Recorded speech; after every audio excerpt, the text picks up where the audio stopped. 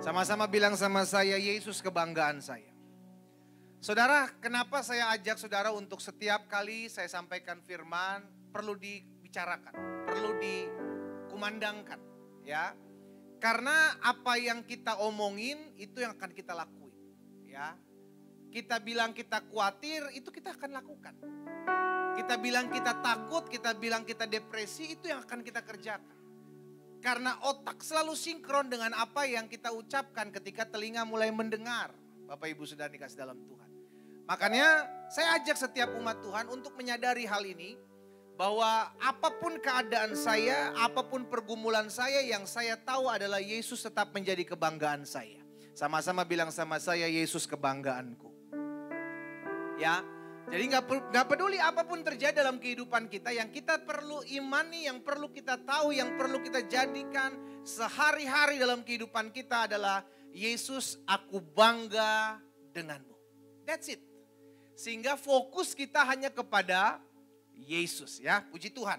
Nah, Bapak Ibu Saudara yang dikasih dalam Tuhan, hari ini dalam serial khotbah Yesus kebanggaanku, saya akan menyampaikan satu kebenaran firman Tuhan, dan ini adalah salah satu apa yang Yesus ajarkan. Yaitu tentang kerendahan hati. Kita bangga sama Yesus karena Yesus mengajarkan sebagai Allah, dia mengajarkan kepada saudara dan saya sebuah kerendahan hati. Natal bicara tentang kerendahan hati Allah. Ya.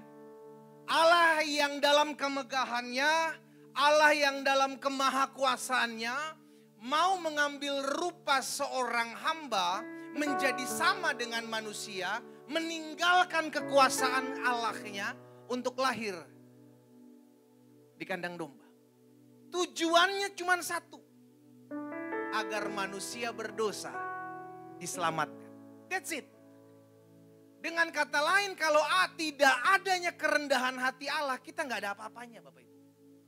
Kita nggak akan pernah menerima keselamatan kalau kita tahu kerendahan hati Allah tidak ada dalam kehidupan kita. Kalau Allah dalam kemegahannya, Allah dalam kekuasaannya tidak mau meninggalkan sorga dan membiarkan kita manusia jatuh dalam dosa, binasalah hidup kita semua. Tetapi Allah yang kita sembah dalam Yesus Kristus bukan Allah seperti itu. Allah yang mengajarkan bahwa kerendahan hati itu penting dimiliki oleh manusia. Itu sebabnya dia terlebih dahulu mencontohkan. Saya loh sebagai Allah mau mengambil rupa seorang manusia dan menjadi sama dengan seorang hamba lahir di kandang domba untuk kita manusia berdosa. Bukan karena perbuatan baik kita. No. Bukan karena ya memang saya layak diselamatkan pendeta. Siapa kita? Tapi karena memang kasih karunia Allah. Kita diselamatkan. Itu sebabnya Yesus mengajarkan sebagai Allah yang kita sembah, sebagai Tuhan, sebagai Raja, sebagai Bapa, dia bagikan pengajaran itu buat kita. Jadilah rendah hati.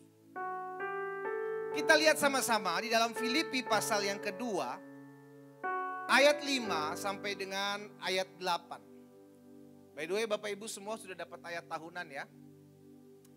Kalau yang belum masih ada barcode yang bisa di bawah masih ada ya.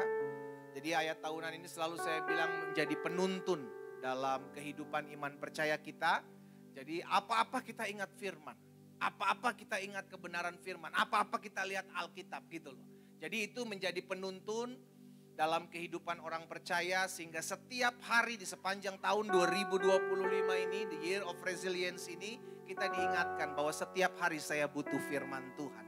Sama-sama taruh tangan kanan kita di dada yuk. Sama-sama bilang sama saya, setiap hari saya perlu firman. Iya kan? Setiap hari kita butuh firman. Karena manusia tidak hidup dari roti saja, Yesus bilang. Tetapi dari setiap firman yang keluar dari mulut Allah. Filipi pasal 2 ayat 5 sampai dengan ayat yang ke-8. Perhatikan. Hendaklah kamu, Rasul Paulus sampaikan kepada jemaat di Filipi dan juga kepada setiap kita. Hendaklah kamu, saudara dan saya, dalam hidup kita bersama. Kenapa dikatakan bersama? Karena kita nggak hidup seorang diri. Kita hidup bersama. Dalam komunitasmu, dalam keseharianmu, dalam pekerjaanmu, kita hidup bersama. Kita hidup bergandengan tangan. Dalam persekutuanmu, kita Kita nggak hidup seorang diri. Makanya Rasul Paulus bilang, dalam hidupmu bersama, hendaklah kamu menaruh pikiran dan perasaan. Dua hal ini saudara. Pikiran dan perasaan yang terdapat juga dalam siapa? Kristus Yesus. Nah, jadi pertanyaan selanjutnya, apa sih yang terdapat dalam pikiran dan perasaan Yesus? Ayat 7, ayat 6, ayat selanjutnya menggambarkan apa yang ada dalam pikiran dan perasaan Yesus. Yang walaupun dalam rupa Allah, ya, tidak menganggap kesetaraan dengan Allah itu sebagai milik yang harus dipertahankan. Jadi Yesus yang adalah Allah, dia meninggalkan kealahannya untuk kita sadar bahwa pribadi ini adalah pribadi yang rendah hati. Kalau dunia hari-hari ini ada banyak manusia pengen jadi Tuhan, saudara. Woi, pengen diagung-agungkan, pengen disanjung, pengen dibesar-besarkan, pengen dieluk-elukan. Ada banyak manusia pengen jadi raja, ada banyak manusia pengen jadi Tuhan. Tapi kita bersyukur, hanya Yesus Tuhan yang mau jadi manusia. Kasih tepuk tangan yang meriah buat Tuhan. Itu mengajarkan kepada kita bahwa Yesus yang adalah Allah mau meninggalkan kealahannya, menjadi sama dengan manusia, bahkan lahir di tempat hina. Supaya tujuannya satu tergenapi, manusia diselamatkan. Nah, Paulus bilang kepada jemaat di Filipi, juga kepada setiap kita, ayo miliki pikiran itu, miliki perasaan itu. Yang walaupun kata Paulus, Kristus adalah Allah, tapi dalam kealahannya dia tidak ambil bagian Allahnya itu untuk tetap ada dalam dirinya. Tapi dia meninggalkan, ya kan, walaupun dalam rupa Allah, tidak menganggap kesetaraan dengan Allah itu sebagai milik yang harus dipertahankan. No. Saya tinggalkan itu, kata Yesus. Ayat 7 berkata, melainkan telah mengosongkan dirinya sendiri dan mengambil rupa seorang hamba dan menjadi sama dengan manusia. Allah loh saudara. Dalam kemahakuasaannya, dia tinggalkan itu. Tujuannya satu, bukan buat gagah-gagahan, no. Bukan buat gaya-gayaan, no. Tujuannya satu, supaya orang model kita, lihat sebelahnya, lihat sebelah saudara. Orang model kayak gitu tuh yang saudara lihat, itu diselamatkan. Tujuannya itu. Tujuannya itu, bukan buat gaya-gayaan. Meninggalkan kealahannya untuk mengambil rupa seperti seorang manusia dan menjadi hamba supaya kita belajar dari dia. Kenapa Yesus perlu lahir di kandang domba? Yesus bisa lahir di hotel mewah. Yesus bisa lahir di kerajaan. Karena kalau sampai dia lahir di kerajaan, gak semua orang, gembala-gembala gak bisa masuk sana. Perlu dia lahir di kandang domba, kandang hina. Supaya apa? Supaya mulai dari yang tertinggi sampai yang terendah bisa datang kepada dia untuk menyembah. Tujuannya satu. Supaya semua manusia diselamatkan. Sama-sama bilang sama saya, itu kebanggaan saya. Ketika Yesus mengambil rupa seorang manusia, kita diselamatkan. Jadi gak ada apa-apanya kita ini. Disitulah dia mengajarkan tentang apa arti kerendahan hati yang harus dimiliki oleh anak-anaknya. Kita lihat selanjutnya ayat 8. Dan dalam keadaan sebagai manusia, ia telah merendahkan dirinya dan taat sampai mati dan menjadi sama dengan manusia, bahkan sampai mati di mana? Dia bisa nggak terima hal itu, dia bisa mereject itu semua. Bahkan ketika Petrus membela dia dengan pedang, dia keluarin, dia sabet telinga prajurit. Yesus bilang, Petrus masukkan kembali ke sarung. Kalau yang memakai pedang akan mati oleh pedang. Tidakkah engkau tahu bahwa aku sanggup memanggil seluruh malaikat? Yesus bisa lakukan itu tapi dia nggak buat. Karena satu tujuannya, kembali supaya manusia diselamatkan. Kerendahan hati. Bahkan Yesus pernah ngomong keluar sendiri dari mulutnya. Matius 11 ayat 29. Matius pasal 11 ayat 29 bilang begini. Yesus bilang begini. Pikullah kuk yang kupasang dan belajarlah pada siapa? Yesus bilang. Belajarlah padaku. Kenapa? Karena apa saudara? Yesus bilang karena aku lemah lembut dan rendah hati. Lalu selanjutnya dibilang apa? Dan jiwamu akan mendapat. Orang rendah hati jiwanya tenang bos. Kenapa banyak orang hari-hari ini jiwanya gak tenang, labil, galau. Karena sudah langka kerendahan hati. Makanya mental health terjadi di mana-mana. Kejiwaannya terganggu, ketenangan jiwanya udah hilang. Makanya kecolek sedikit, ribut. Masalah sedikit, meledak-meledak. Kenapa? Jiwanya terganggu. Pak, Bu, orang kalau sakit secara jasmani minum obat bisa sembuh. Sakit. Selama sakitnya jasmani, lu cukup pergi ke dokter. Masalahnya sekarang sakit jasmaninya sedikit, sakit kejiwaannya lebih banyak. Hari-hari ini. Itu sebabnya kenapa 2000 tahun yang lalu Yesus sudah bilang, marilah kepadaku, hai kamu yang letih lesu dan berbeban berat, aku akan berikan kelegaan kepadamu. Hal yang sama disampaikan, belajarlah kepadaku karena aku lemah lembut dan aku rendah hati dan jiwamu akan mendapat ketenangan. Coba tampilin ayat yang tadi. Jiwamu akan mendapatkan ketenangan. Saya percaya ini yang dicari oleh banyak orang. Ketenangan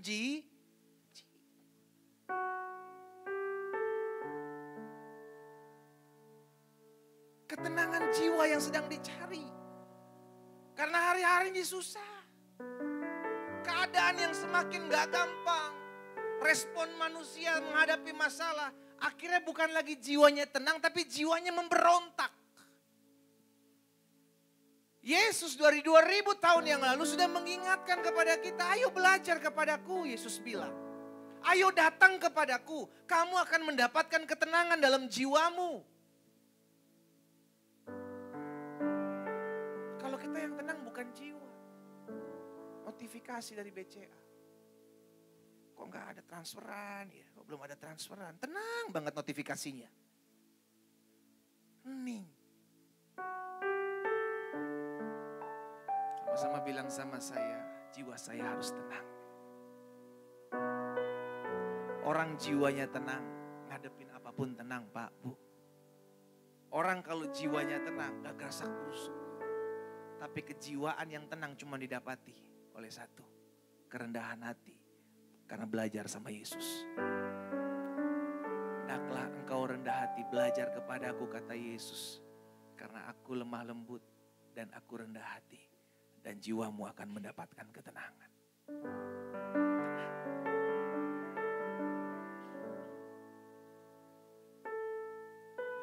Markus pasal 10 ayat 43 dan 44.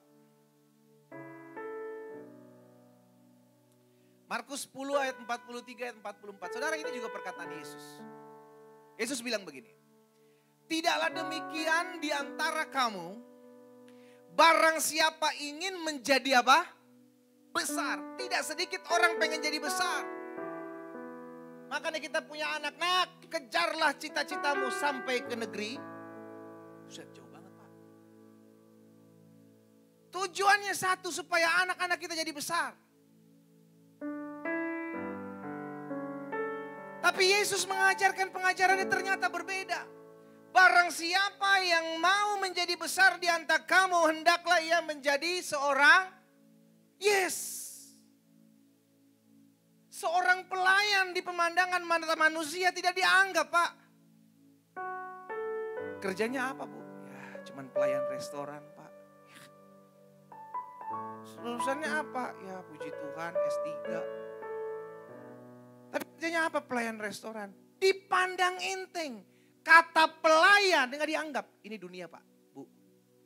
Tapi Yesus yang saudara dan saya sembah mengajarkan satu hal yang berbeda dari dunia ajarkan. Apa itu? Barang siapa yang mau menjadi besar, hendaklah dia menjadi pelayanmu. Selanjutnya dikatakan apa? Dan barang siapa yang ingin menjadi terkemuka di antara kamu, hendaklah ia menjadi bos. Hah?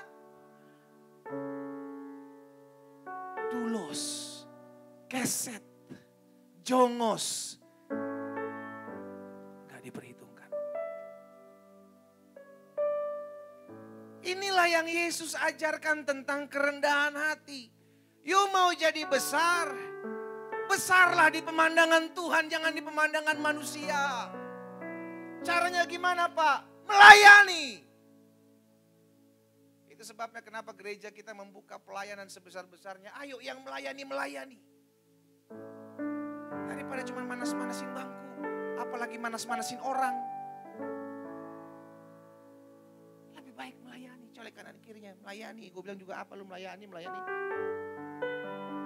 Barang siapa yang mau menjadi besar, hendaklah engkau menjadi pelayan. Barang siapa mau menjadi terkemuka di antaramu, terkenal di antaramu, hendaklah ia menjadi hamba. Itu bertolak belakang dari apa yang dunia ajarkan Pak Bu. Kalau bisa kita sekolahkan anak-anak kita supaya gak jadi pelayan, gak jadi hamba.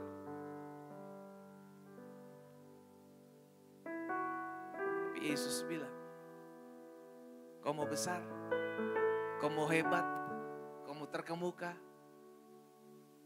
jadilah seorang pelayan yang melayani sesamamu.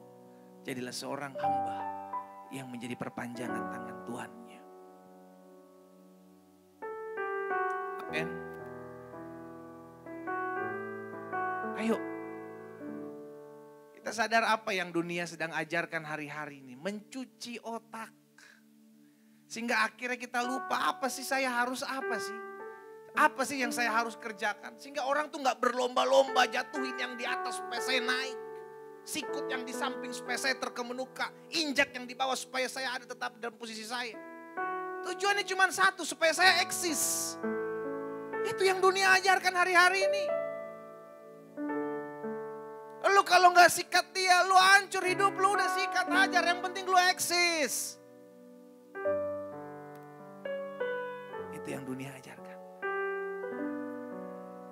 Tapi Allah yang kita sembah dalam Yesus Kristus, Allah yang mengajarkan kerendahan hati bagi saudara dan saya, adalah Allah yang mengajarkan kalau engkau mau jadi orang hebat, kalau engkau mau jadi orang terkemuka, kalau engkau menjadi orang yang dipandang dahsyat luar biasa, biarlah itu semua dalam pemandangan Tuhan. Hendaklah engkau jadi seorang pelayan, hendaklah engkau jadi seorang hamba, seorang yang tidak diperhitungkan oleh manusia, tapi dilihat Tuhan itu besar. Sekarang saya tanya, saudara mendingan dilihat mata manusia besar atau mata Tuhan besar? Lebih baik dilihat jadi orang-orang terkemuka di hadapan manusia, apa orang terkemuka di hadapan Tuhan. Yes. Buat apa engkau hebat, kenalan banyak, kau dahsyat luar biasa di muka bumi, tapi di pemandangan mata Tuhan tidak dilihat karena engkau mengecewakan hatinya? Pastikan kita melakukan hal ini. Jadi saudara yang dikasih dalam Tuhan, kekristenan tidak bisa terlepas dari kerendahan hati. Kenapa? Karena Tuhan yang kita sembah mengajarkan kerendahan hati. Jadi kalau kita nggak sejalan dengan Tuhan, engkau sedang meninggikan dirimu. Dan orang yang meninggikan diri akan Tuhan rendahkan. Keep humble. Orang kalau udah rendah hati Bapak Ibu, orang kalau udah dilihat rendah, orang udah nggak bisa ngerendahin kita lagi. Karena apa? Apalagi yang mau direndahkan? Udah nyantuk sampai bawah. Dan itulah kerinduan Tuhan. Agar kita apa? Kita diangkat sama Tuhan. Pada saat apa? Kita merendahkan hati kita di hadapan Tuhan. Kita bilang, Tuhan saya bukan apa-apa, saya bukan siapa-siapa. Saya ada sampai dengan hari ini tanggal 19 tahun 2025. Semua karena kemurahan Tuhan kok. Bukan karena saya bisa. Bukan karena saya hebat. Semua karena anugerah Tuhan. Ada banyak perkara yang Tuhan sudah kerjakan selama 19 hari ini. Saya percaya. Saya percaya. Please. Keep humble. Tetaplah rendah hati. Tetaplah injak bumi. Sadar. Kalau Tuhan mau mengkehendaki kita rendah hati. Karena Dia terlebih dahulu mengajarkan. Dalam kemegahannya, dalam kemahakuasaannya. Dia adalah Allah yang rendah hati. Jadi kekristenan tidak bisa terlepas dari kerendahan hati. Itu sebabnya Yesus mengajarkan setiap kita untuk tetap rendah hati. Kenapa? Yang pertama. Kerendahan hati mengingatkan kita. Bahwa kita ini bukan apa-apa. Kita ini tanah. Sama-sama bilang sama saya tanah. Saudara, kerendahan hati dalam bahasa Latinnya adalah humility. Yang artinya humus. Apa? Humus itu tahu nggak apa? Tanah. Humus itu tanah. Lihat kanan kirinya. Jangan usah ngomong, lihat aja. Udah? Orang yang tampan yang duduk di sebelah saudara. Orang yang cantik yang duduk di sebelah saudara. Itu tanah, bos. Humus.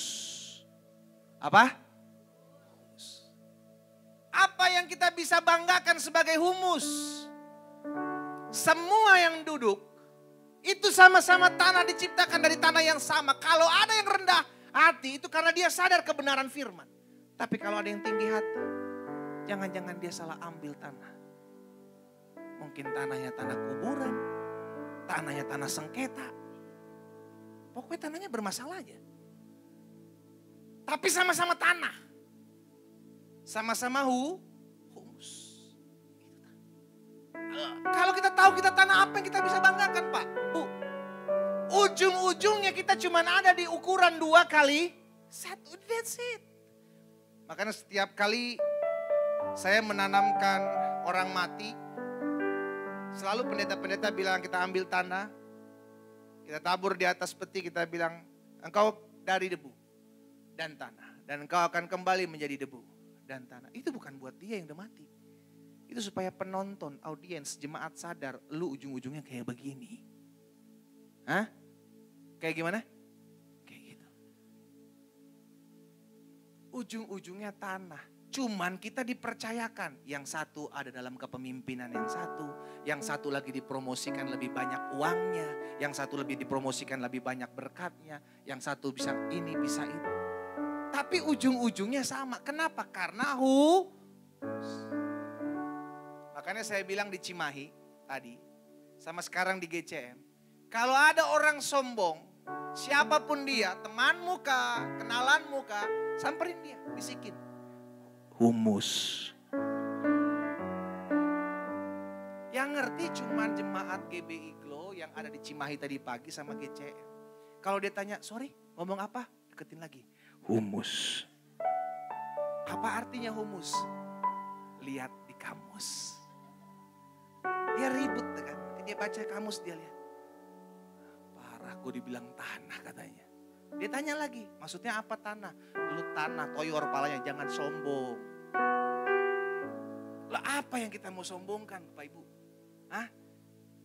Jadi yang pertama, kenapa Yesus mengajarkan kepada setiap kita kerendahan hati? Supaya kita sadar, gak ada yang kita bisa banggakan. Kita tanah. Kita lihat Kejadian 2 ayat 7. Kejadian pasal 2 ayat 7.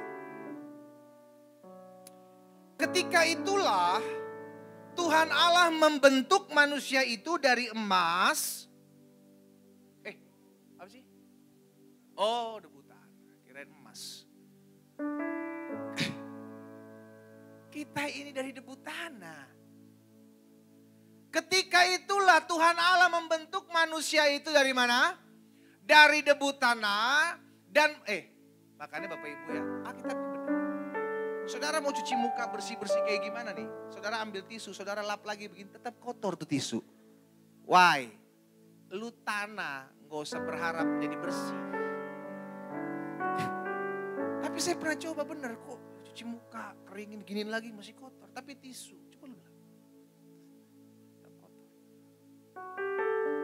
Ketika itulah Tuhan Allah membentuk manusia itu dari debu tanah dan apa? Menghembuskannya nafas hidup ke dalam hidungnya. Demikianlah manusia itu menjadi makhluk yang jadi manusia baru bisa disebut makhluk hidup ketika ada nafas. Dengan kata lain, nafas itu berasal dari Tuhan. Kalau Tuhan sampai gak memberikan nafas, maka dia bukan makhluk hidup. Dia cuma debu dan tanah.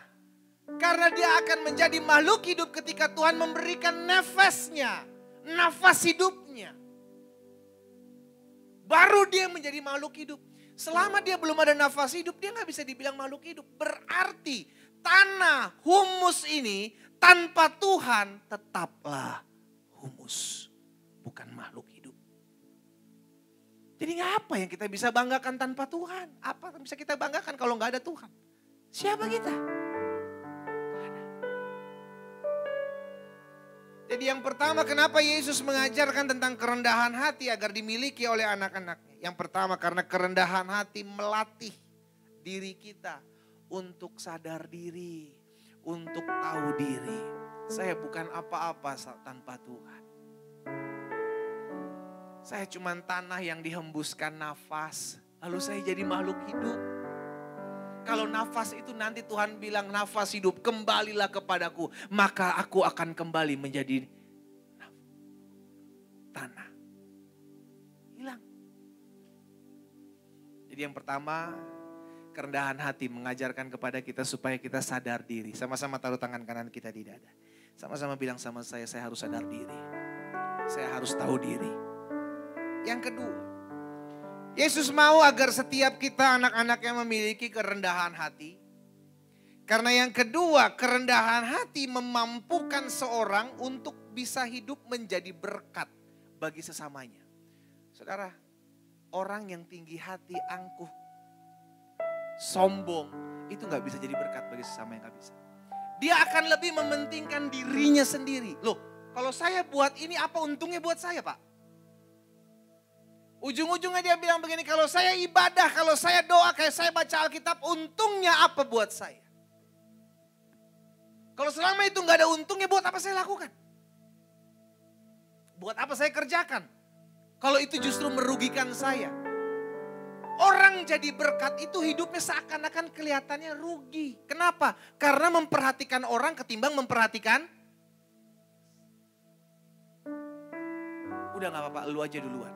Gua belakangan.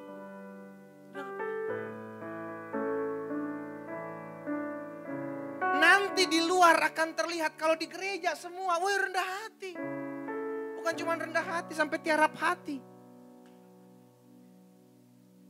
Nanti pas di luar baru ketahuan kerendahan hatimu. Pada saat engkau antri. Tiba-tiba ada yang nyeling, Pak izinnya di depan Bapak. Jewer telinga belakang lu.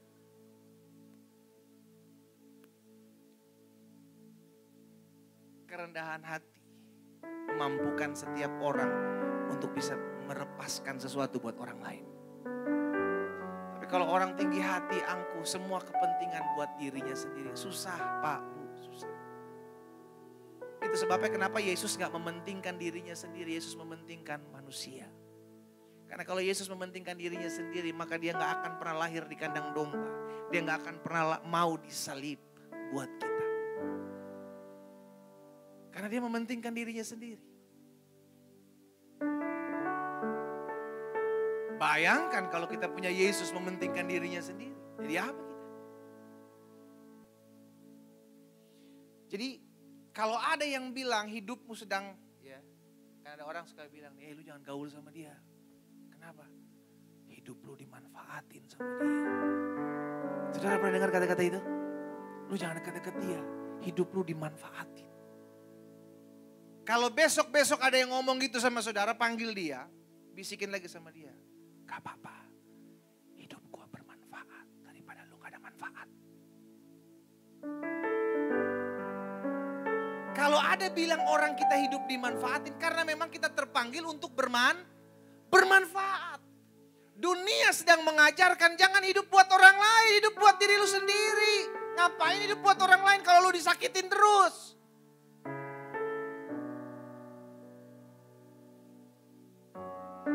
Sehingga akhirnya orang hidup untuk dirinya sendiri. Buat apa saya perhatiin perasaan orang lain kalau perasaan saya nggak ada pernah diperhatiin? Buat apa saya berkorban perasaan buat orang lain kalau perasaan saya nggak pernah ada yang memperhatiin? Dunia sedang memutarbalikkan keadaan dengan satu tujuan. Supaya kita hidup untuk diri kita sendiri. Tergenapilah apa yang menjadi kebenaran firman Tuhan. Bahwa di hari-hari terakhir akan datang keadaan manusia mencintai dirinya sendiri. Nah, kalau orang udah hidup mencintai dirinya sendiri Bapak Ibu. Hidup dalam keegoisan. Waduh, dunia akan semakin jahat. Akan semakin jahat. Jadi yang kedua, kita belajar kenapa Yesus mengajarkan tentang kerendahan hati. Karena kerendahan hati memampukan setiap kita untuk kita menjadi berkat buat orang lain. Rendah hati itu gak egois. Rendah hati itu gak mau mementingkan diri sendiri. Itulah kerendahan hati. Yang ketiga, yang terakhir. Yesus mau mengajar kepada setiap kita tentang kerendahan hati. Itu sebabnya dia bilang, belajarlah kepadaku karena aku lemah lembut dan aku rendah hati. Dan jiwamu akan mendapatkan ketenangan. Yang pertama kenapa Yesus mengajarkan dan Yesus mau kita anak-anaknya rendah hati. Yang pertama kerendahan hati mengingatkan kita bahwa kita tanah. Kita bukan siapa-siapa tanpa Tuhan. Yang kedua kerendahan hati mengajarkan kepada setiap kita keberadaan kita untuk jadi berkat buat orang lain. Karena hanya dengan rendah hati engkau bisa meluangkan waktu buat orang lain. Jadi jangan pernah bilang, tapi saya nggak bisa banyaknya loh pendeta, saya nggak bisa buat ini, saya nggak bisa kerjakan itu, apa yang bisa saya mau buat orang lain. Saya nggak bisa memberi loh pendeta karena saya nggak berlimpah harta. Saudara, ada banyak orang karena dia hanya melihat apa yang tidak bisa dia buat, maka seumur hidupnya dia tidak bisa menjadi berkat buat orang lain. Mulai ubah konsepmu, pemikiranmu. Apa yang bisa saya lakukan, bukan apa yang tidak bisa saya lakukan.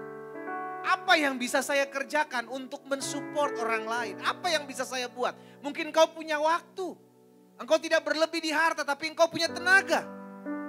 Lakukan, do something. Petrus dan Yohanes pada saat beribadah ketemu dengan seorang lumpuh yang meminta-minta. Saya percaya orang lumpuh ini tidak berharap disembuhkan. Orang lumpuh ini berharap mendapatkan emas atau perak dari Petrus. Itu sebabnya Petrus bilang sama mereka, sama orang lumpuh ini, emas dan perak tidak ada padaku. Tetapi apa yang kupunya kuberikan kepadamu. Petrus gak bilang, aduh gue gak punya emas perak, sorry ya. Dia skip. Maka orang itu akan tetap lumpuh. Kenapa? Karena Petrus dan Yohanes hanya fokus kepada emas dan perak yang mereka memang tidak punya. Orang kalau hanya fokus kepada dengan apa yang tidak punya, dia gak akan jadi berkat buat orang lain Pak. Dia bilang, nanti aja lah gue belum ada juga. Nanti lah gue belum bisa. Nanti aja lah, gue belum punya waktu, nanti aja lah. Loh, sekarang apa yang kita bisa punya dong? Setiap kita punya karunia berbeda-beda. Setiap kita punya talenta berbeda-beda. Beda, gak perlu sama. Tetapi dari setiap karunia, dari setiap talenta yang diberikan Tuhan yang berbeda-beda itu, layani Tuhan. Lakukan sesuatu buat yang orang lain. Kan saya percaya ada yang bisa kita buat. Hanya seringkali yang kita lihat yang kita nggak punya gitu loh saudara. Yang seringkali yang kita lihat yang nggak bisa kita lakukan. Aduh gimana ya Pak ya, saya emang nggak pinter nyanyi dah. Suara saya gitar di A, saya di B. Nggak bisa saya nyanyi. Ya jangan nyanyi, berarti karuniamu mungkin di ngajar sekolah minggu. Mungkin di asyir kolektan. Aduh gimana ya pendeta ya, saya kalau ketemu orang takut ngeliat muka saya. Ya udah berarti waktunya lu masuk kamar. Lu jadi pendoa syafaat. Yang ketemu langsung sama Tuhan. Kan banyak hal yang bisa dibuat. Halo? Jadi jangan bilang, aduh saya nggak bisa ini, saya nggak bisa itu, nggak kerjakan ini. Lu seumur hidup lu nggak akan jadi berkat. Trust me, it works. Iklan itu bos. Lu nggak akan pernah buat sesuatu. Kenapa? Karena ya gimana? Gua nggak bisa apa-apa. Ditanya, yaudah lu buat apa kek? Ya gua nggak punya apa-apa. Lah terus bisa ngapain? Gak bisa ngapa-ngapain. Lalu ngapain hidup? Lo barang kalau udah gak ada gunanya masuk gudang Pak Bu.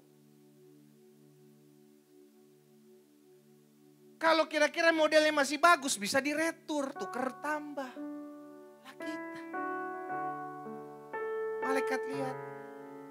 Tuhan, ini cuma menu-menuin kuota nafas nih.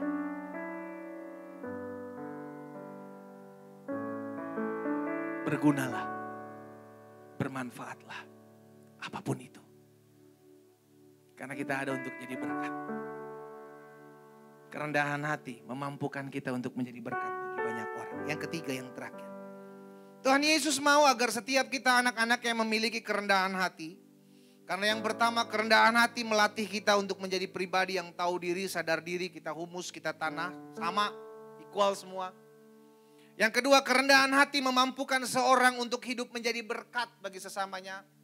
Karena hanya orang rendah hati yang bisa meluangkan waktunya buat orang lain. Hanya orang rendah hati yang bisa memberikan sesuatu kepada orang lain. Mengutamakan orang lain ketimbang dirinya sendiri. Adalah orang yang memiliki kerendahan hati. Dan yang ketiga, yang terakhir.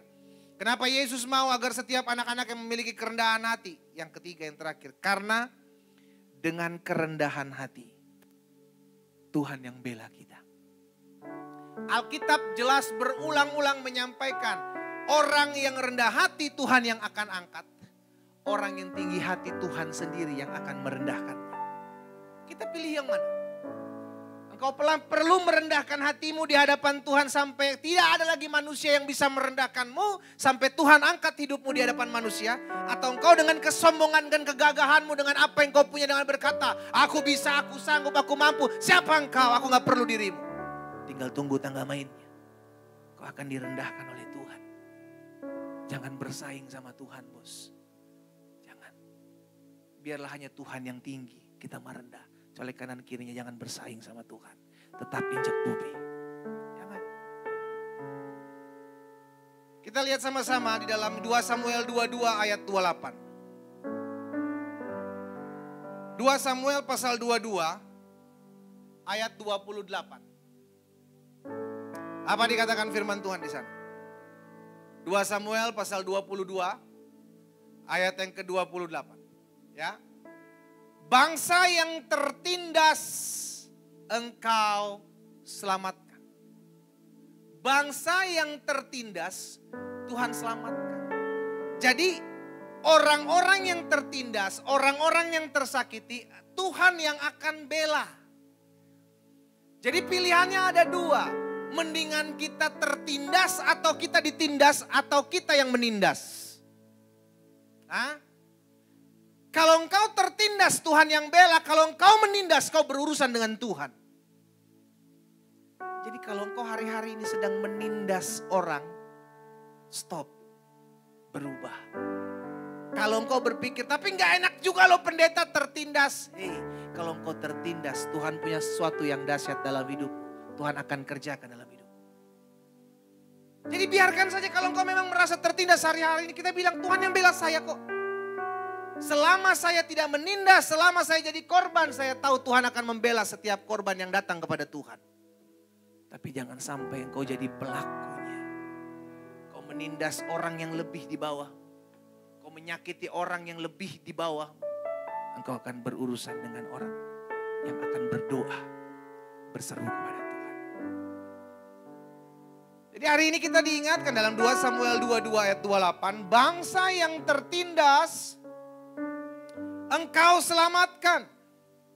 Tetapi matamu melawan orang-orang yang tinggi hati. Supaya mereka kau apa?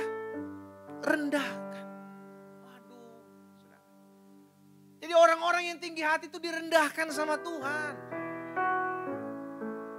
Hidupnya direndahkan. Hancur. Saudara dikasih dalam Tuhan, pastikan tetap rendah hati. Pastikan tetap rendah hati. Karena ketika engkau tetap rendah hati, Tuhan yang angkat hidupmu. Ayat terakhir. Amsal 18, Amsal 29, ayat 23. Amsal 29 ayat 23. Kita baca sama-sama yuk, ayat terakhir.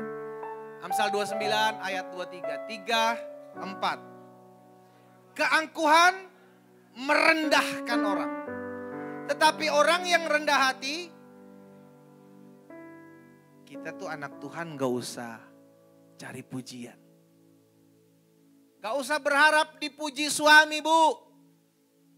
Pak, gak usah berharap dipuji sama istri, Pak.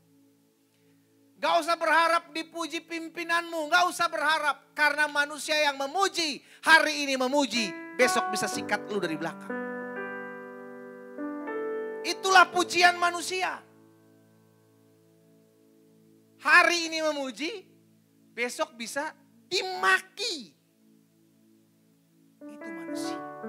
Makanya stop berharap pujian dari manusia. Manusia memuji pasti ada sesuatu. Ada udang di balik rempeyeknya Ibu Atika.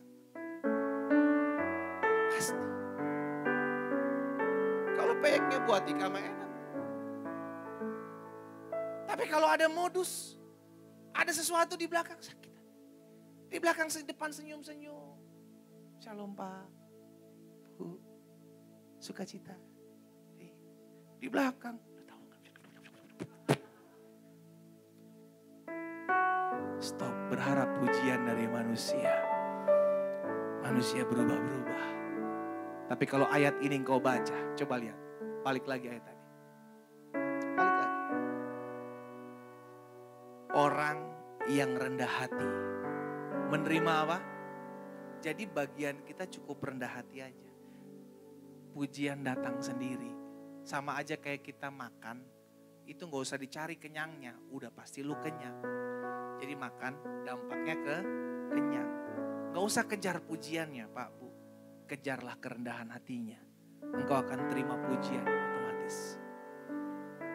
Tapi sebaliknya di ayat yang satu. Keangkuhan apa dibilang? Gak usah tunggu direndahkan orang. Engkau cukup angkuh aja. Engkau akan lihat orang merendahkan hidup. Angkuh. Sombong. Congkak. Kembali lagi, kita mesti ingatkan diri kita. Kita ini humus. Tanah. Gak ada apa-apanya. Pastikan apa yang Yesus ajarkan buat setiap kita hari ini yang menjadi kebanggaan kita. Keep humble. Tetap rendah hati. Kalau Tuhan angkat hidupmu, tetap rendah hati. Kalau Tuhan promosikan hidupmu, tetap rendah hati. Kalau Tuhan berkati hidupmu di tahun 2025 ini, tetap ingat. Dari mana engkau berasal. Tetap rendah hati. Saya undang kita semua bangkit berdiri.